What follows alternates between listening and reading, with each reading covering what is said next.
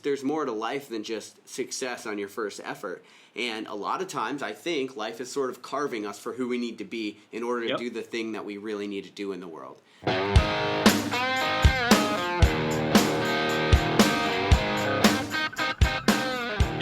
first off, wait a minute, guys. What? I'm already recording. Oh, awesome. Yeah. Well, I missed you, buddy. I haven't talked to you in about a week. We've been kind of busy in our realm of life, of getting everything together. Yeah, it's been a minute. I mean, you're getting ready to go on leave for a month. Getting ready to go on leave for a month. I'm going to Washington State, and then I'm going to Maine, then I'm going to Boston, then San Diego, LA, Vegas, and then back here. So. Holy shit, dude. You're going to be traveling. Yeah, I'm kind of excited because it's a good litmus test to see if because my training month is really gnarly. And so it's going to be a good test to see if I can train through all this traveling and still somehow manage to keep the cortisol down and the stress levels and the hormone production up. So, well, are you going to be able to legitimately have a good sleep schedule, eat, and all that good stuff, or is it more of just traveling, seeing what happens, and then training at the same time? I mean, I'm just going to do my best to manage it all. You know what I mean? Yeah. But I mean, that's what I want my life to be anyway, right? So it's a good litmus test, I think, for me. I mean, this one sucks because I'm doing this run in body armor, so I'm fucking flying around my body armor from fucking just place to place. Just strap it to the back of your backpack like a boot, bro, in Oceanside and walk around with it. That's right. So I think today, what we were talking about a little bit pre-show, this is actually perfect because I'm going on this leave actually because I'm literally getting out of the military right now. And you were telling me that you had some buddies that are going through some big transitions. And I think what's interesting is the only thing in life that is constant is change, right? Yet for some reason, we have this visceral reaction to change where we always want to stop it. We don't want it to happen. We don't want it to happen for whatever reason because it's uncomfortable and it kind of sucks. And that's a weird thing. It's a weird thing for us to try to manage. And it doesn't matter if you're transitioning from the military or not, or you're a CrossFitter and then you want to be an endurance runner, or you're a strongman or a power lifter that's going to CrossFit or CrossFit to weightlifting. All of those transitions, they take some kind of effort to get through. For whatever reason, we just resist change so much. And so I thought today what we could do is we'll talk about how to manage all that. You've gone through such gnarly transitions in your life.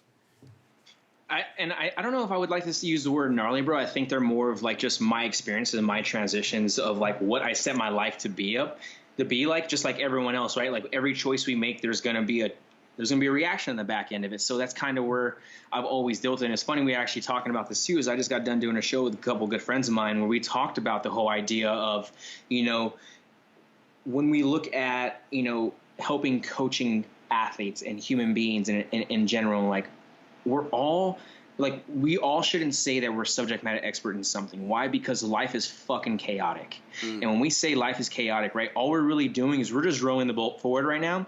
And as storms comes, we're just learning from those storms, right? I'm going to use that analogy. As we're learning from these storms, all of a sudden now, whenever I get put into a different transition, I can now go back and look at that storm that I was in previously and what I utilized to keep myself alive there and actually move it into the realm that I am today. And if people are following me on social media, and most everyone that does listen to the show does, they notice I've been doing a little bit more catered to the idea of struggle and understanding that we're not alone in the struggle, because I feel that a lot of people on social media nowadays right now is pushing this false motivation that is completely fucking bullshit. Yeah, I hate right? it. I hate it. And coming from the military, right, we get told this, right? We get told false motivation is going to get you going somewhere, right? We hear positive mental attitude, right? But realistically, it is unreal to live there 24/7. We're fucking human beings, and our brain is so complex that we have no idea what our brain's gonna be thinking now an hour from now. We might have a script, and realistically we don't have a script, which makes this podcast so real for people, is because of the fact that it just comes to our head and I'm okay with saying it, and that's what it's going to be, and I'm as vulnerable as possible, and then hopefully everyone else is vulnerable and open with it. So it's chaos, right? And I'm able to go ahead and pull these past struggles and put them into these new struggles that I'm doing. I'm able to grow on them today and continue living life and understand that that was just again, a chapter of life. And again, I posted that lately on my Instagram, and I don't get as many I don't get as many likes. But you know what I do get in return from it? I get so much more commentary from it. Because why? Because I'm listening. Other people are like, yo, I know exactly what you're talking about, dude. Like, yeah, because it resonates with people. It resonates with people, right? And it's come down to that as a whole. And I'm like, okay, cool. Like, we're resonating with each other. Why? Because we're both human beings. We're just complex in a realm, and you just see simple here, and that is just it, right? So when I look at transitions and I look at like gnarly experiences, yes, have I dealt with multiple deaths in my life? You know, back to back to back to back to back. Have I dealt with having 2 kids and then transitioning out of the military and still trying to chase my passion, still be this best father possible, and gone through like chasing attachments and still trying to learn how to love and create empathy? And a lot of it came down to this, and I was having a conversation with a buddy of mine today about this, and it came down to learning how to forgive, right? What do you mean by that? Like being able to forgive when these experiences happen, and like, why did the universe do this to me? Yeah. Does that make sense? So like, why is the universe doing this to me? Why is the universe putting me in this realm? And then all of a sudden you look around and you don't blame no one else. You blame everyone else but yourself, and you can't hold yourself accountable for it as a realm. And it's one of those things where we have to understand that we are in control of everything we do in life, right? So we get put into this position, we get put into this experience, we get put into this change because we got ourselves there. So why am I going to go ahead now and try and stop every single thing and not let that change happen?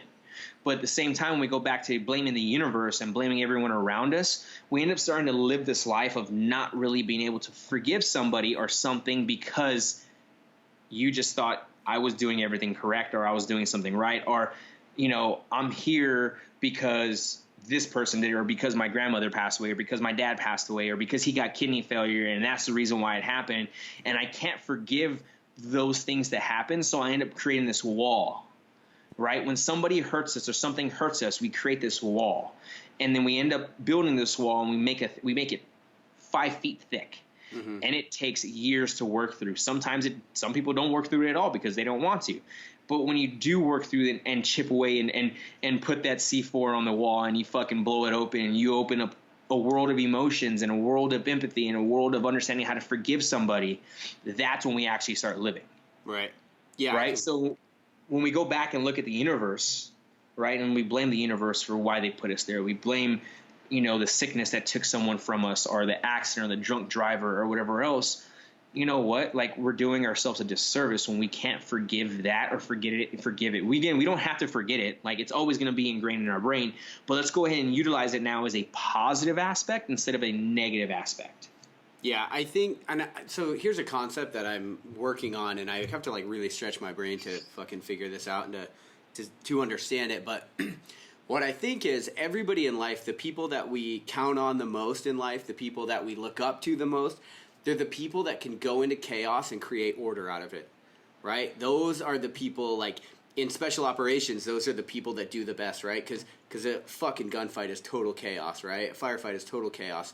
So who can go into there and call plays and create and execute and make order? In sports, it's the exact same thing. In life, I think it's the exact same thing. It's like, can you go into a seemingly chaotic environment and figure out how to create some semblance of order? Because those are the people that seem to have shit figured out that everybody else sort of attaches to. It's one of the things I talk to kids about a lot when I do these talks for these inner city kids. It's like, because they're constantly going through chaos. Like, we're talking really bad, like parents being shot in front of them chaos, like best friends dying chaos. And I'm like, listen, like and this sucks, you know, because it's like, for them, these hard times are so unavoidable. But and it's like, it sucks more for them because it's like they're getting their innocence robbed, you know, in a lot of cases. But this change, this chaos, this pain, all of these things are completely unavoidable in life. There's nothing you can do about it. The only thing you can do is try to be that person that everybody else counts on. And deep down, you want to be that person because your friend, your sibling, your brother, sister, mother, father, daughter, they need that person. And so when it comes to change management, when it comes to facing these really rough situations, like, if you can be the person that knows how to figure that out to create that order and chaos, then you're the person that people lean on, right? And it's like, it's so important that that person exists in every environment. Which is funny you say that, dude, because I became that person when, let's say, for instance, and I'll go through this, and I've never said it before, but, you know, my dad passed away a month before deployment, right? Took off to the deployment, came back. My stepmother, grandma, passed away literally the month I came back, right? And a good friend of ours on deployment, who was our EOD tech, passed away when we left. From there, like my grandfather passed away, and then from there the next year my best friend passed away, and then from there my grandmother passed away, and like all these things happened, and I became that person, that rock, so that everyone turned to. And what I realized there, and I think I can explain this the best way possible, is like I became this rock that was just there. Like I was just stagnant, and that was it. Like just like a rock was supposed to be, and I was never a river. I never had any fluidity at all in my life as that whole, right? I never understood how to take from being strong for my sister and strong for my parents and strong for my grandma or strong for my best friend's family. I never took time from that to go and look at, all right, I need to take care of me, and it's okay for me to cry right now. It's okay for me to feel sad. It's okay for me to do things. So I ended up doing was I create these attachments on another realm, which let me not to feel that, right? Which ended up not letting me forgive. Mm-hmm. Right. Because and then from there, I look back at it now. It's like, man, I don't forgive myself for being this hard ass back in the day. But when realistically I do now, I forgive myself for being this kind of person because I knew nothing else at that time frame. Well, and you were thrust, it sounds like, you were thrust into that situation. You just were who you had to be in order to get through it. And you were that person for the people around you too. And then like, that's a thing that happens, it's like, we don't always get through chaos with total poise and grace. Like, it's fucking life, man. Shit sucks sometimes. So, like, I think, you just sometimes you are the person you have to be. And even so, though, if you can get through those times without, totally letting it fail you, totally letting it change you, like you mentioned, putting up those walls, if you can get through those times and still, have some semblance of your humanity left on the other side, then I think that's a win in a lot of cases. Yeah, instead of being like this hard rock that I was, what I should have developed was this clay that was able to be molded into whatever experiences I was that just kind of became that came part of me, right? For instance, like we go ahead and look at all my tattoos. Like every single tattoo on my body has a meaning behind it, right? And those who are close to me know that I have a tattoo of a ship on my leg.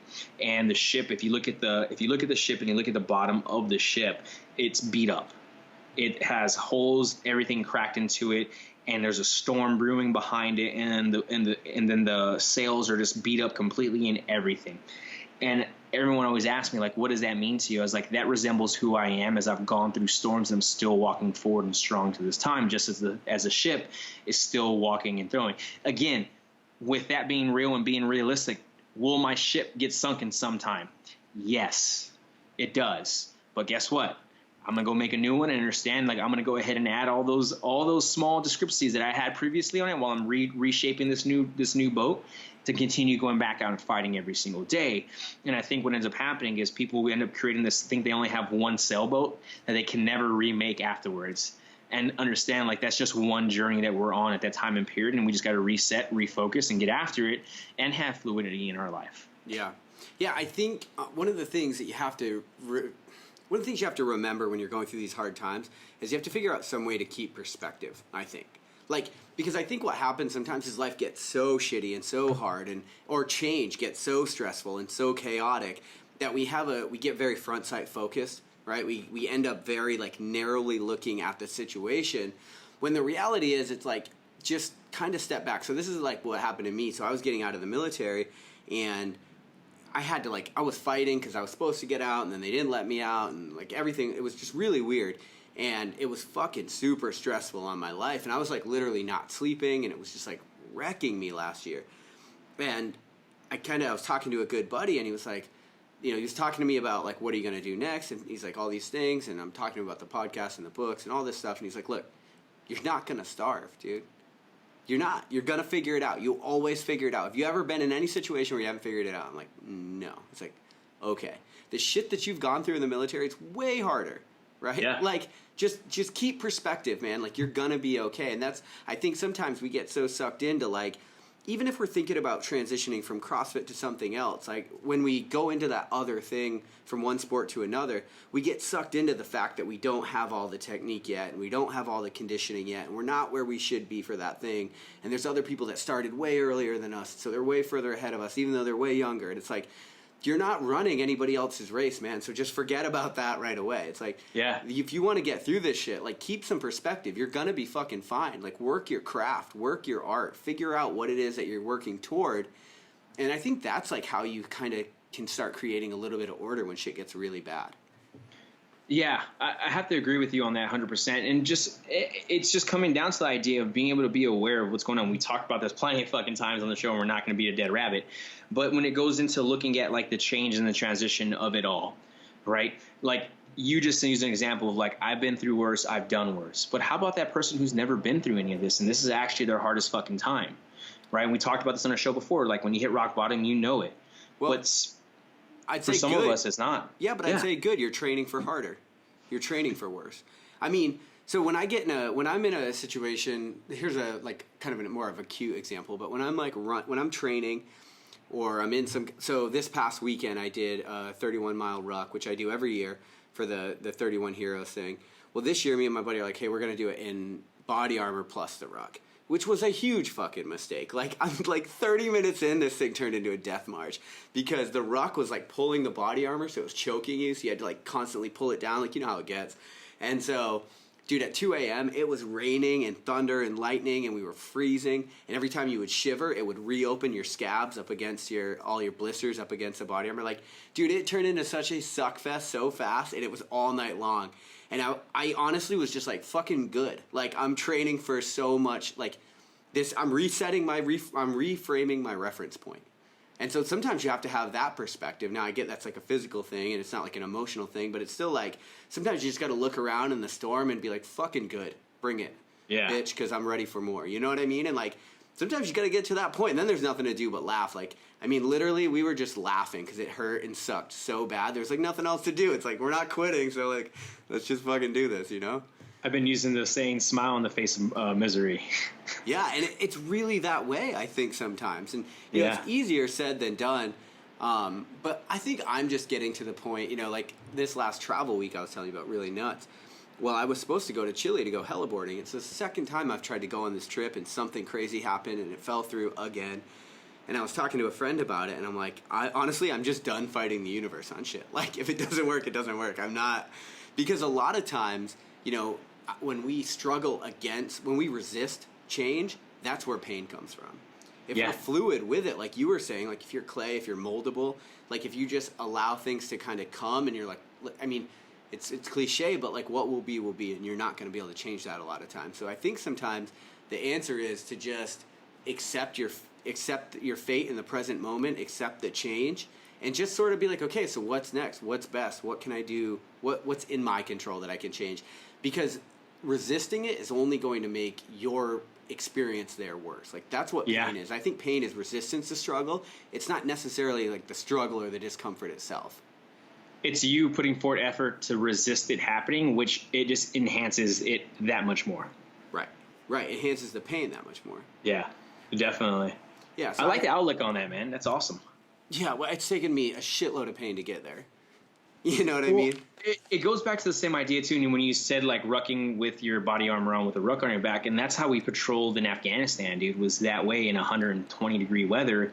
And it was one of those things to where it's just like it became accustomed to you. It became your everyday normal. Yeah. Right? And I had a conversation with somebody recently saying how they don't like using normal because normal is whatever. I was like, well, realistically, that's my normal. Like, my normal is not going to be the same thing as your normal. Right. And that's just how it is. And that's okay. Like, you can have your definition, your normal, and whatever else. But also, too, it goes to the whole idea, like, if we don't put ourselves in that situation, do we become softer to handle other situations that create struggle? Yeah. So, for instance, like, you put yourself in that realm of, like, all right, it's raining, it's this, and everything's going on, and just making it that much harder now. So you're becoming harder. You're becoming mentally, physically harder in a sense. Yep. So that now when we look at it at that, because, like, I know, for instance, like, when I got out of the military and I stopped doing some of the stuff that I did in the military, I became soft. Like, things that I used to be really, like, able to handle or do is like, man, what am I doing? Like, why am I not able to support myself? Why am I not able to, like, mentally be there for it? Yeah. You know? It's like my biggest fear in the world, actually. Is getting soft? Yeah. So is that something that identifies you then?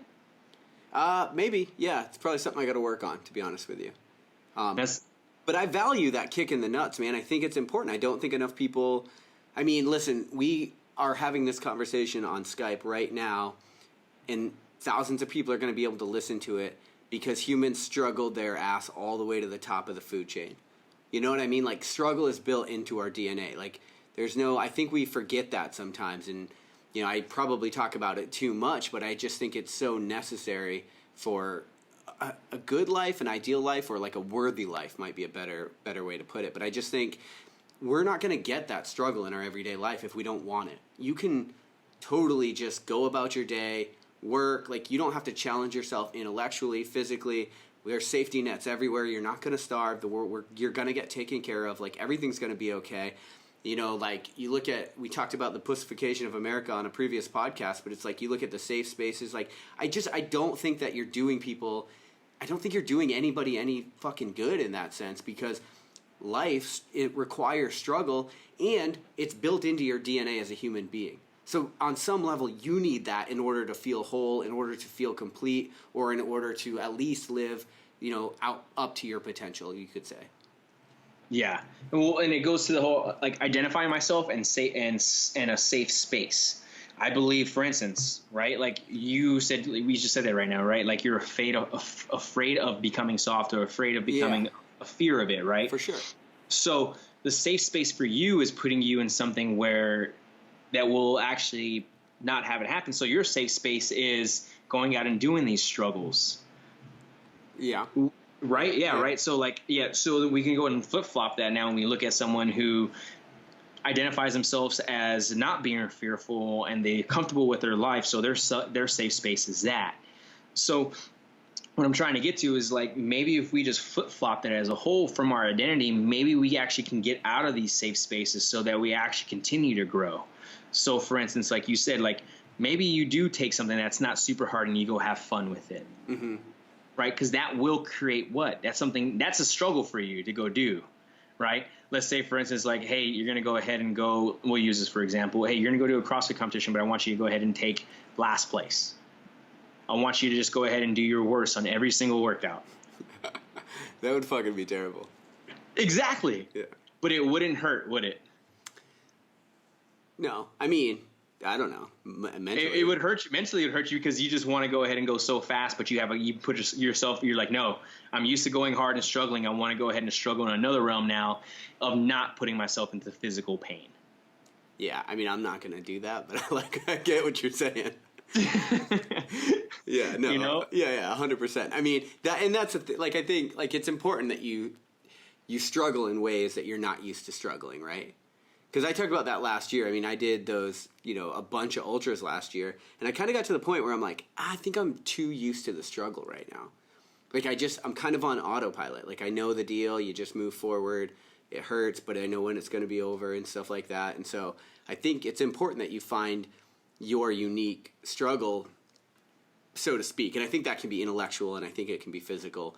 But I'm sort of coming to the point where, and maybe it's because I'm writing a book about trying to, find yourself and figure out who you are. But you talked about, is this your identity? And I think that it is, and it's something I'm working on, because I'm sort of coming to this conclusion, and I don't know if I'm there yet, so I don't know, whatever. But I think that your identity, it can only be you as a person. It can only be your essence. It can only be your humanity. I think that has to be good enough for you. And then all of these other things are pursuits because you enjoy them, because you chase them. But I think if you wrap your identity up in these things, I think that's when you start to run into a problem. I think because it can be taken away from you, and then you lose part of who you are.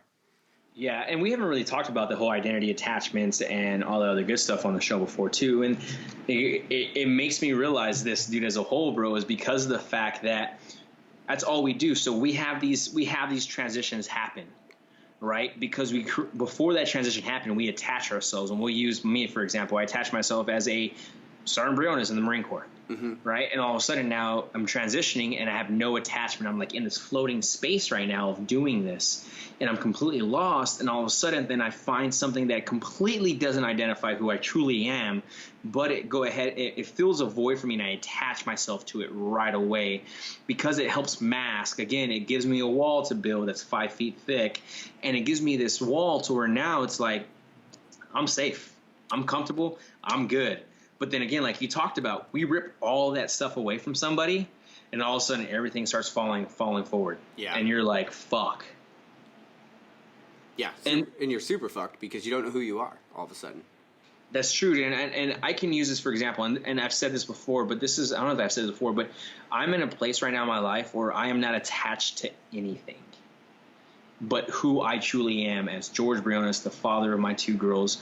And, you know, I know what my purpose of what I'm reaching for right now. Will it change down the road? Probably. Why? Because that's just how it is. But currently in the present time that I am, I'm not attached to anything. Ultra running is not my attachment. Softly is not my attachment. These podcasts are not my attachment. My social media is not my attachment, right? No, these are all just parts of what create my puzzle. Yeah, and I think that right there, like coming to that conclusion, is how you go through something chaotic, how you go through change, how you go through struggle, and be the person that's okay on the other side of it. Because you know who you are. You are George. You are a father. You are, you know, in your essence. And so if the podcast tanks, or if the run doesn't work out, or if all of these things don't end up happening, you're still fine. And I think that's probably the most important point of this whole thing. Like, knowing who you are is like building an ark. And when it starts to rain, you're going to be completely fucking fine because you've already built it. You know exactly who you are. No, 100%, dude. And it's funny, I forgot who. I think Big L said it. If anybody doesn't listen to hip hop, Big L said this the best. I was running today and had that in my ears, and he legitimately says it, right? He's like, for you to create positive, you must get rid of negative to make room for the positive, right? Just dropping bars like it's cool. But like, if you think about that, that's true, right? Like, if we're creating these negatives in our life and we're creating these ideas and these walls in our life, there's no room for anything else but that. So the only way we can bring in positive, the only way we can bring in this clay to mold ourselves is by getting rid of these rocks and getting rid of all these things so that we're able to continue moving forward and understand that the fluidity of life, because that's truly what it is, right? If you think about it, we're ebbs and flows of life right now. That's all it is. Right. And it's how well do we manage? And we've talked about trying to manage highs and lows of life, but this is more of like the identity aspect and the attachment aspect, and how do we create that whole aspect of transition of when we have no attachment at that time period. And I think where people miss the mark every day is trying to find who they truly are because of the fact that they want to go ahead and please everyone else around them but themselves. I agree. I think, you know, in Buddhism, they have a philosophy, and it's super, I really identified with it as soon as I heard it. But they have a philosophy where basically they say, you know, their whole idea is that you just want to work on being. So if you are rejecting something really hard, or if you are clinging on to something really hard, those are just opposite sides of the exact same coin. And they're both going to be a problem. They're both going to cause you strife and struggle and pain in life. And the idea is that you just want to be. And I think that's kind of what you're alluding to. It's like you don't, you know, sometimes we, like when we get into something we don't like, we have a tendency to be like, no, fuck that guy, I don't want to hear about, you know what I mean? And so we just have a complete all-out visceral, you know, objection to them, and we just like get them out of our life. Well, that just takes up rent in our own head. That just takes up, you know, we're just, that anger, whatever that is, like that's just seated in ourself. It's not hurting that person in any way. It's just literally taking up our own emotional bandwidth. And then same thing if we're clinging on to something like a relationship or a job or something, and we're like strangling something, that's like we're putting our identity in something else that could be taken away from us. And so I think that the key just lies in literally just being. You got to be okay with who you are, and you got to be able to stand on that. And then whatever it is that comes your way, it's not going to affect you. 100%. And that kind of goes into the realm of the same idea of this, right? When you said like attaching yourself to a relationship or attaching yourself to somebody else, that ends up causing problems in your realm, in your head. And when we talk about like behavior patterns and trends, that you start becoming manipulative, you start becoming persuasive, and you start doing these things that are super negative, not just to you, but to the people around you. Yeah. And you make them feel sorry for you, because that's one thing that I've realized lately is that people end up being very manipulative in a realm of making someone else feel sorry for them because they've attached them to themselves to that, and then all of a sudden it happens. Yeah, because it's like you want to... because you want to cling on to it. You don't want to lose that thing, so you're willing to do anything in order, even if that means like compromising your own character in order to keep that thing. Yeah, no, that's 100%, dude. That's exactly where I was going with that. And again, can we use manipulation in a realm of when we're attached to something in a positive way? Because if you go ahead and define manipulation, like realistically, it's something that's, you know, not good, right? You're trying to change someone's faith, belief, or however else you want to look at it. So when we think about that, it's like you can actually use that in a positive aspect and being like, you know what? Okay, cool. Like, let me go ahead and just reverse what I'm doing here and use it on myself and be like, oh, I should probably fix myself on this. Yeah, right. It's interesting because I think, and it seems like a lot of my conversations lately are coming back to this, and maybe it's because I'm writing a book on it right now, but I think it's also, like, I was looking through my analytics on my website the other day, and the most read blog post I have said, it was called, "What if this isn't the worst thing to happen to you?" And it's about going through pain and struggle. And it was the most read and shared by like 20x over the rest of them. And I think because people, like we just said, like this change, pain, struggle, all this, it's completely unavoidable. But we're not fucking ever taught how to deal with it. That's the thing. Yeah. Like, you know, we are taught the Pythagorean theorem in school, but we're not taught how the fuck to deal with change and what happens when the thing that you're identified as completely is taken away from you, or, you know, we don't know how to deal with emptiness when we feel it, or loss when we feel it, and we don't have a good frame of reference for dealing with death when it happens, and all these different things. And so as we go through life, we just get fucking dismantled by them, and that's something that I've noticed in my own life, and it's something that I think there's a huge outcry to try to deal with, because I don't think that people are very good at dealing with it. 100% on that. And what I was doing right now is actually looking for, and I forgot the name of it, but there's a graph that goes in a triangle, and I forgot the name of the, it's like the McGrath triangle or something like that. I forgot the name of it, but some shit they taught in school. Yeah, but it goes into the psychology aspect of like how somebody, when they're going through change or when they're going through something, they got to go through these levels, and I got to find it real quick. Oh, interesting. Yeah, I got to find that real fast, but I can't find it. So, but it talks about like self-realization, and it talks about those different things, and it goes through its process, and you have to understand that it's a foundation, and then everything else from there starts from there. And the foundation is what? Self-realization? No, self-realization actually, or self-actualization is actually the very top of it. Yeah. Right? You have to go through like love, and you got to go through all those other things. So when we talk about the Maslow's hierarchy of needs, right, when we look at it as a whole, we talk about our psychological like needs of it, right? Food, water, warmth, and rest. When we look at safety needs, we need security and safety. And then when we look at belonging and love needs, we look at intimate relationships and friends. And then when we look at esteem needs, we look at perceived feeling of accomplishment. And then when we look at self-actualization, we achieving full potential, including creative activities.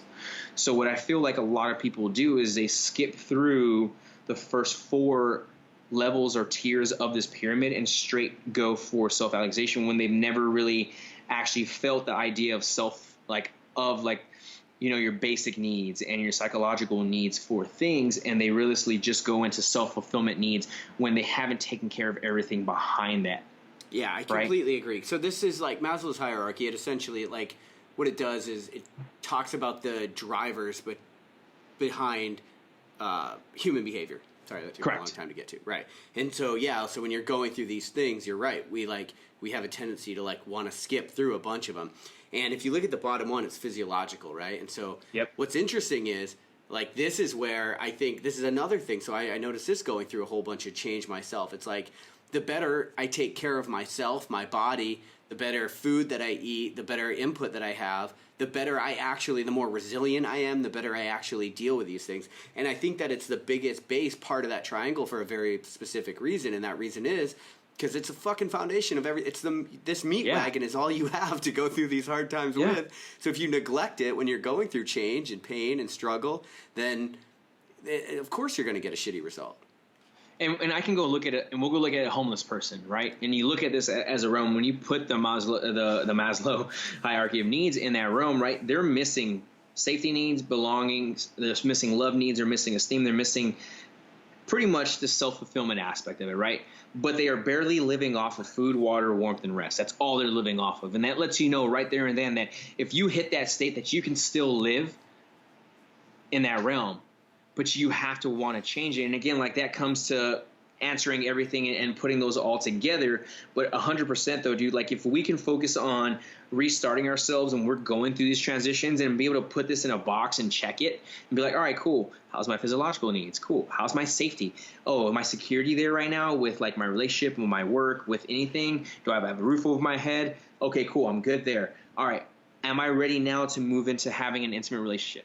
Am I there now to be able to have positive friends in my life, right? Because you can throw this in a realm and create this as a graph and put this all into negative aspect, and now you've just broken yourself down and you have nowhere near to go, right? So kind of going to the whole idea when I look at and I finally found something I can utilize when I talk about climbing the mountain every single day, right?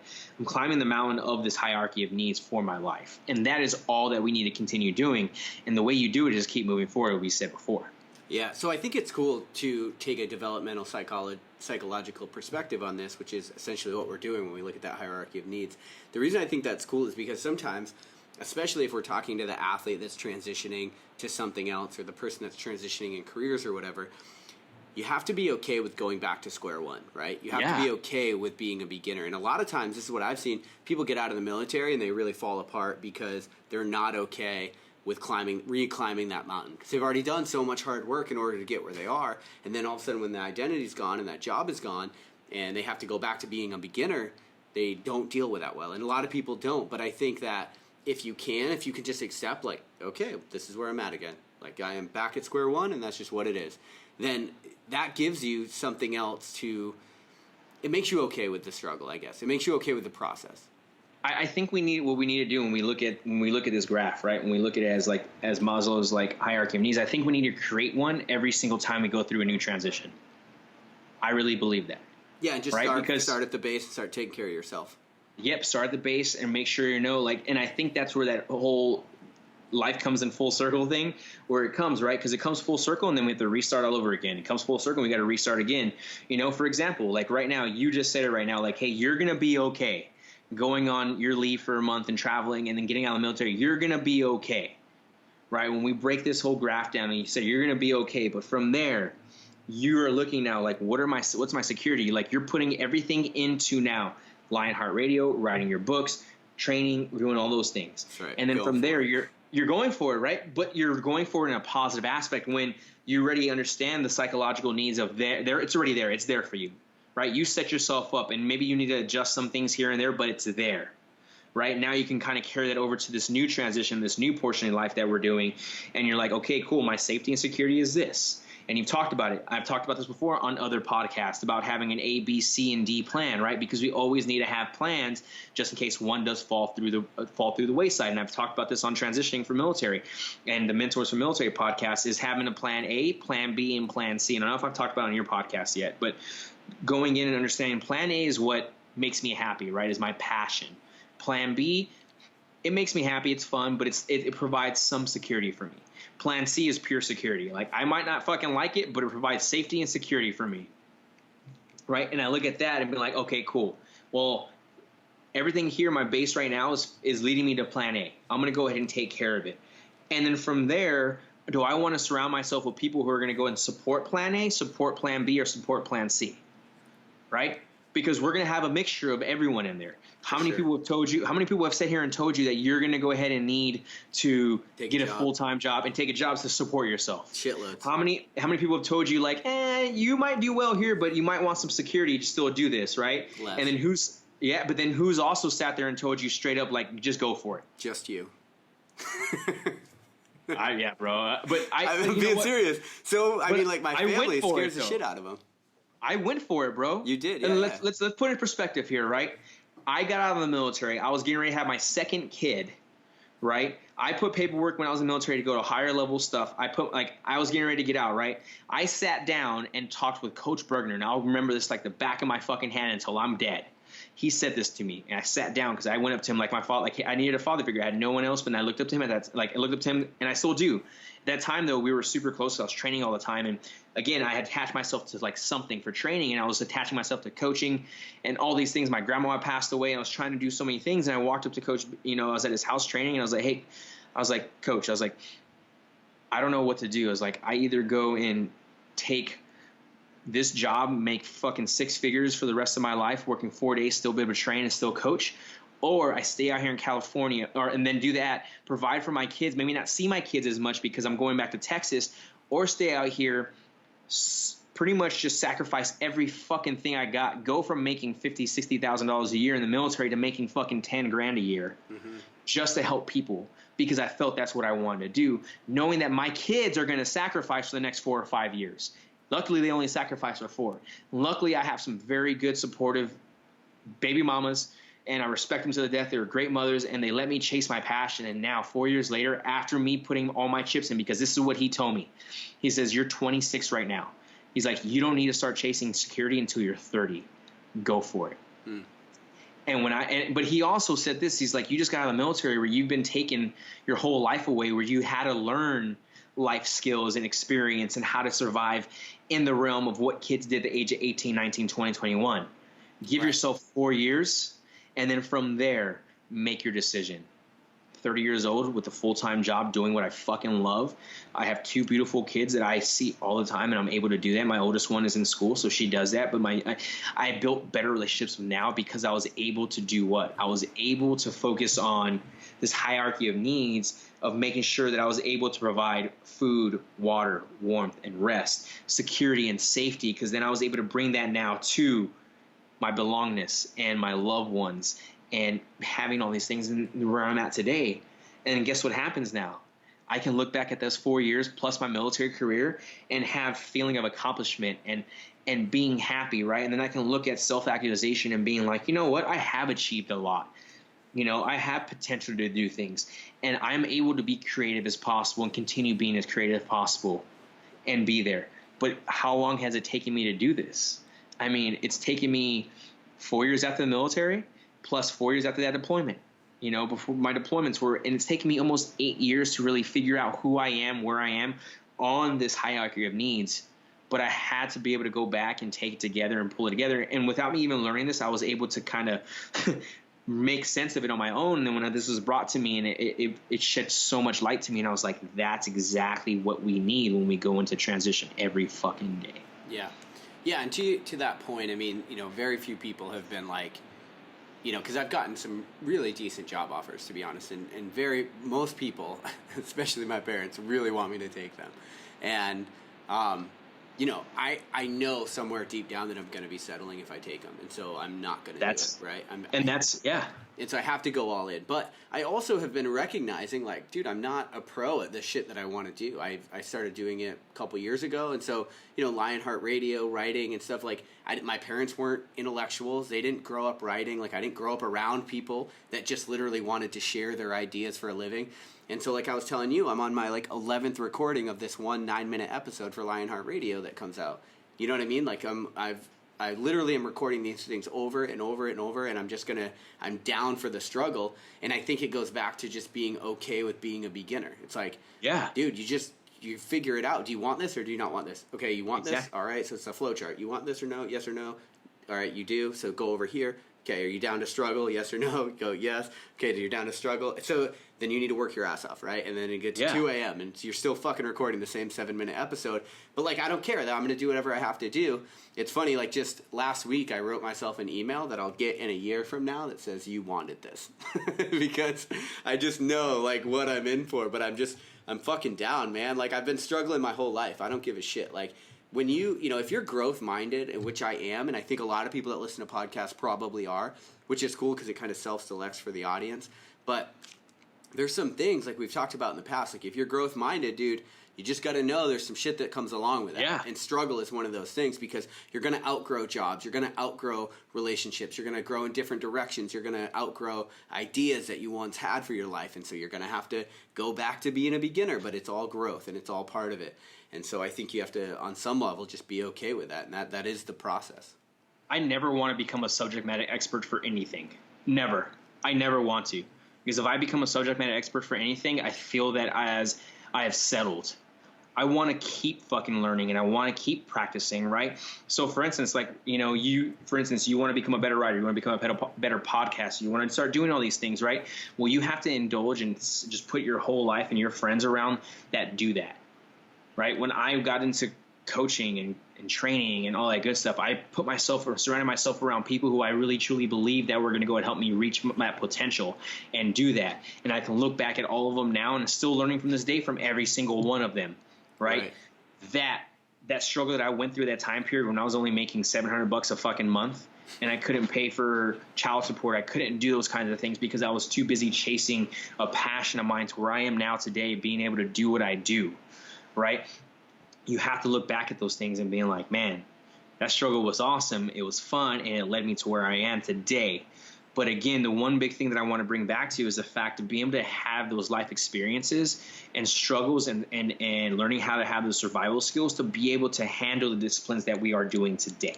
Because not everybody can handle doing this, right? And we've talked about that. I don't know if we've talked about this, but I've talked about this, is the idea of like, does one go to college after high school, or does one go into the real world for 4 years, learn how to do it, then go to school? Right? Like, I mean, I think that everybody's path is different, but I also think that deep down you know what your path is, but there's a lot of pressure to do what you should do, right? There's a lot of pressure to go to college. There's a lot of pressure to take the job. There's a lot of pressure for what your family wants you to do. And so your path might be different. I think everybody deep down knows what their path is. And that's the thing, though. And that's the thing, though, is everyone around us thinks they know what's best for us. You don't get to fucking go to sleep at night what goes in my head. You don't get to sit in my car or drive while I have the radio off and just think in my head. You're not out running with me for 3 hours when I'm in my head 24/7 of what I truly want. I'm sorry, you only see a glimpse of who I am when I'm talking on this radio show or on Instagram, whatever else, right? Right. Same thing for you. Same thing for our families, right? Same thing for our friends, right? Like, that's just it. That's the reality of it all. To understand that, hey, like, I don't know what you truly want. I can just give you my advice and be like, bro, go for it. I see fucking potential in you. I know you're doing good things, and you're fucking great at it. Keep fucking doing it. Like, cool, you get out of the military. Guess what? You're single. You know, you have no kids. You have nothing, none of that stuff or whatever else. And it's one of those things where it's just like, why not, man? Like, what do you have to fucking lose? Like, you've been through worse. Right. And honestly, if I haven't, then good. Like, it goes back to that same thing. If I haven't been through worse, then good. I'm setting myself up for the future. And guess what? Those high-paying jobs will be there a year, 2 years, or 3 years, or 4 years from now. Guaranteed. Yeah. Guaranteed. Yeah, and that's the thing, too. Like, you can always, people think you, like, once you take a chance in life, you're, like, sort of fucked. And it's like, that's not true at all. Like, your home's still there. You can always go back. You can always, I don't think you should, but, like, those things are always going to be there. That's what, yeah. You're always going to have someone to support you no matter what. Yeah. And they might tell you, might be like, they told you so. And you know what? That's a pill to swallow. But you know what? Like, at least you can say you went for it. But, like, who gives a shit? Like, all right, so let's say you're thinking about starting a business, right? Because I've really fucking failed at some businesses in my life. And so it's like, think about this. Like, everybody that said, like, okay, there's a 98% fail rate or whatever the hell the statistics. I'm not really concerned with many statistics. But let's say, there's a lot of people that are like, you probably aren't going to make it. And it's like, okay, well, I was a lot cheaper than an MBA.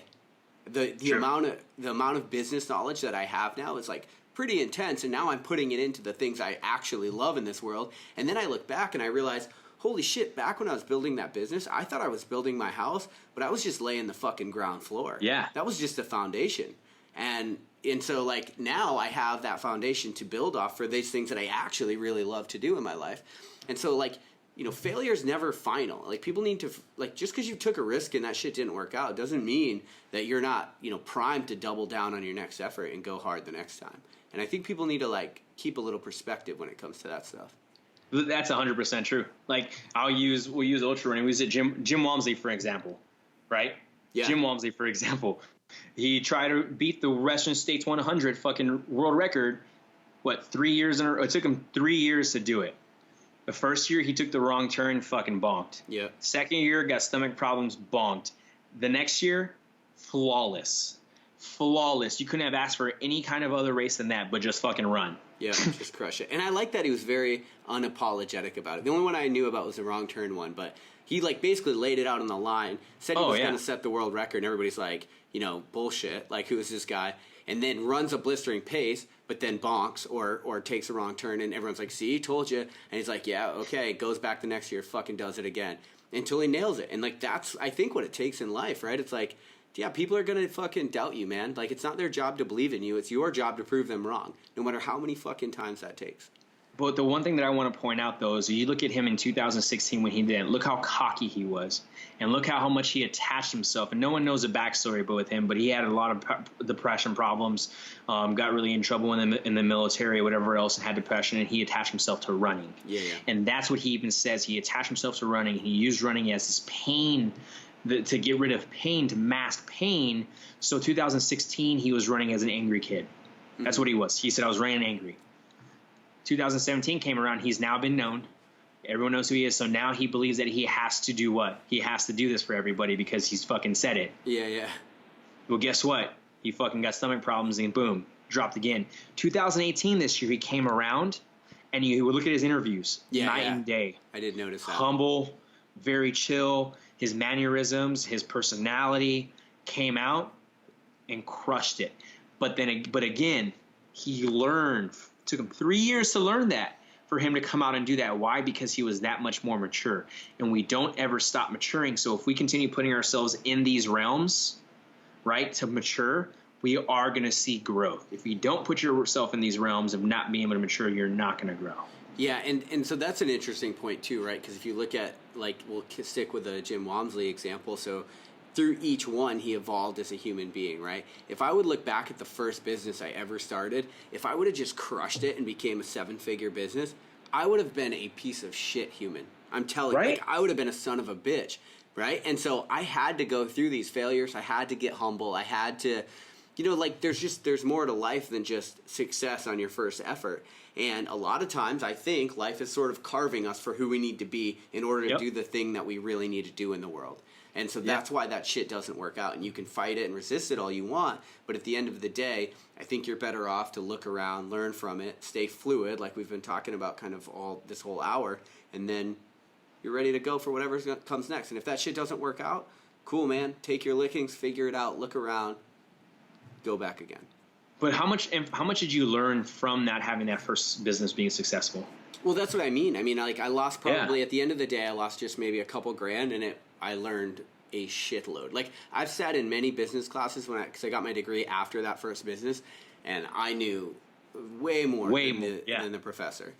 So, I mean, that stuff is, it's super important. And like I said, man, I'd have been a dick if I made it. Like, I needed to take some lickings. It just is what it is.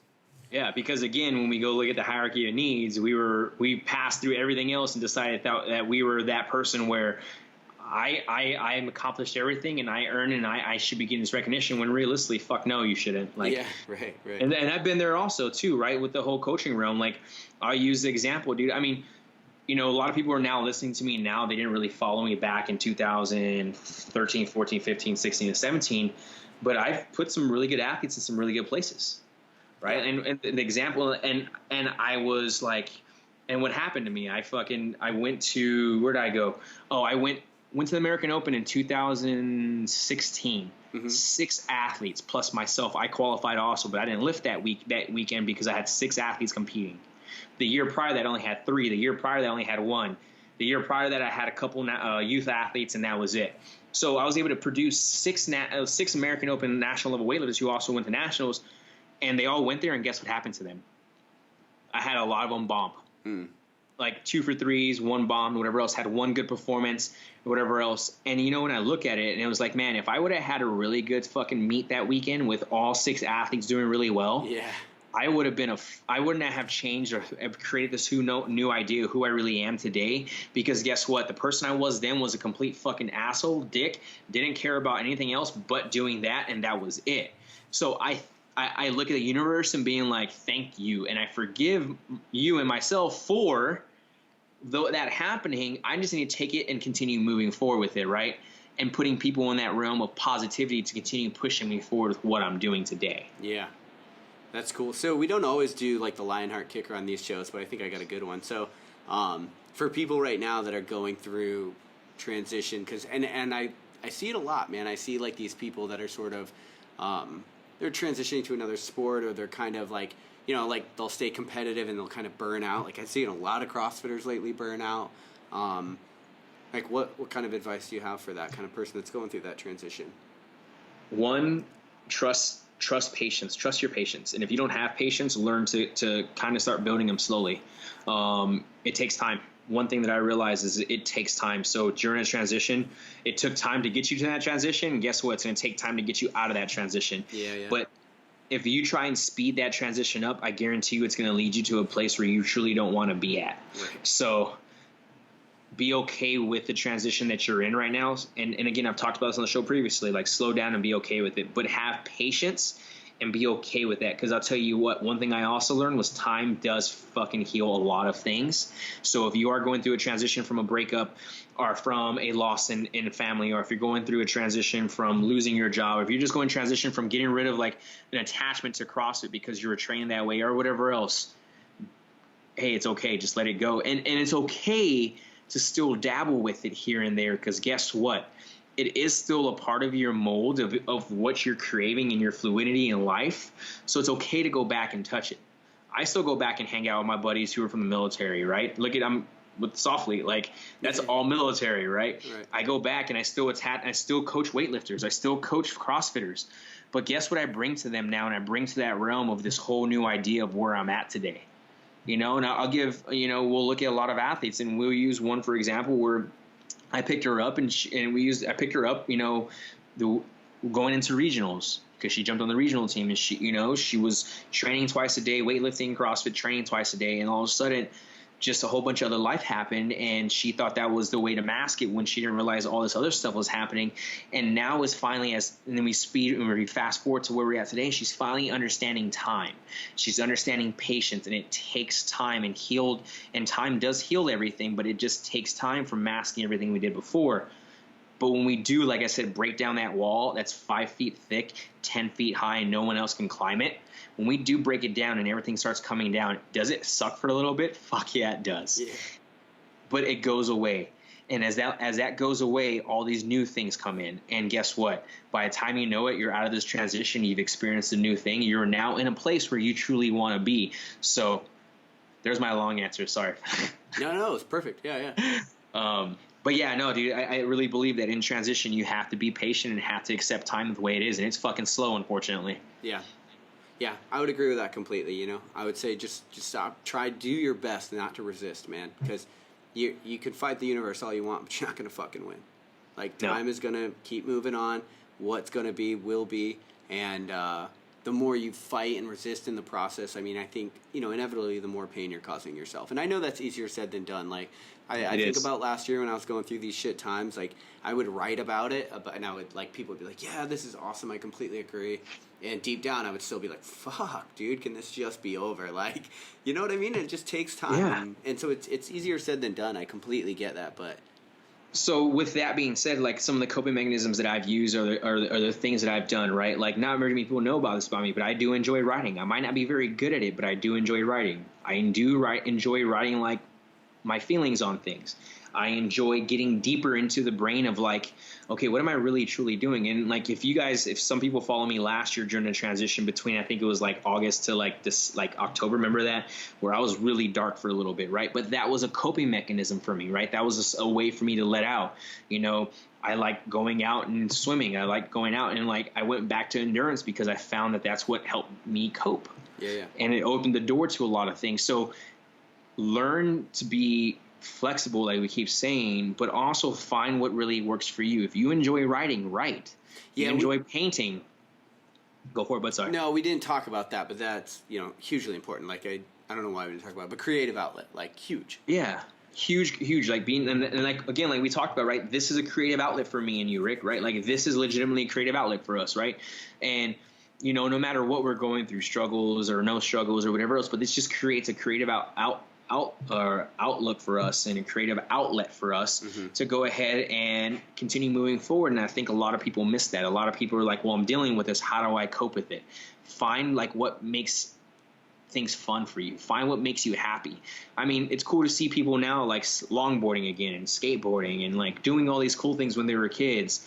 Like, continue doing that. Like, that's what made you who you are, right? And we can go into the whole realm of relationships and marriage and, like, why those things happen. But when we look at it as a whole, and those are very good examples, because a lot of things get taken away from us when those things happen, right? A lot of people see that and we lose ourselves. And we can go ahead and look at it and be like, all right, cool. Like, how do we not lose ourselves? What really kind of who really made George on the bottom, right? Like, I like to play guitar, I'm not very good at it, right? I like to play drums, I'm not very good at it. I like to sing, I'm not very good at it. I like to write, like, all those cool things, right? Like, yeah. So I think finding a creative outlet and understanding time and patience happens is going to be a huge part of our change and being able to be flexible and have this fluidity in life to be able to see where we go at the end of the day. 100% agree. That was a good one, buddy. Thanks, buddy. Appreciate it. Thanks, guys. Thanks, guys, for listening. Thanks for listening to LionHeart Radio. I hope that the information from today's show will make you fitter, happier, and healthier. For the show notes of this episode and every episode, head to www.lionheartrad.io. Yep, just like LionHeart Radio. And please, if you have the time, head over to iTunes and give us a 5-star rating. It really helps us to know that we're on the right track and delivering you reliable information and value. As always, feedback is welcome. If you have any comments on the show or would like to suggest a guest, send me an email at rick@luavive.com. That's LUAVIVE.com. Thanks for your support, and we will see you next time. Bitch, I feel good. Don't I look stupendous? My shine is so endless, and shit you can do to end this. Even when I'm dead, niggas still gon' bump that chip shit. Coke, white, Escalade on cinches for you dipshit. So you won't forget this. Midwest nigga be the coldest. Cleveland